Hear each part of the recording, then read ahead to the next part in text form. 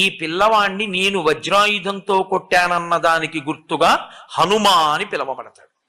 2, నేనిచ్చే వరం ఏమిటంటే ఈ పిల్లవాణ్ణి నా వజ్రాయుధము ఇక చెనకలేదు. సూర్య భగవానుడు అన్నాడు, నాలో ఉన్న తేజస్సులో 100వ వంతు ఈ పిల్లవాడికి ఇచ్చేస్తున్నాను. వీడికి శాస్త్రం చదువుకునే యోగ్యత కలిగిన నాడు సమస్త శాస్త్రములు నేను బోధ చేస్తాను. వరుణుడు అన్నాడు, ఈ పిల్లవాడికి అలసట, దగ్గుత్తిక ఇలాంటివి కలగవు. వరుణపాశముల చేత ఈ పిల్లవాడు ఎప్పుడూ మృత్యువుని పొందడు.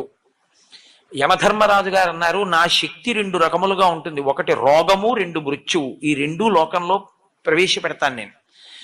నా అనుగ్రహం చేత ఈ పిల్లవాడికి రోగముండదు, ఈ పిల్లవాడికి మృత్యు ఉండదు. కాబట్టి ఇతను మృత్యువునకు అతీతుడై ఉంటాడు. చతుర్ముఖ బ్రహ్మగారు అన్నారు, ఈ పిల్లవాడు బ్రహ్మదండమునకు కూడా లొంగడు. ఎవరికొచ్చే ఈ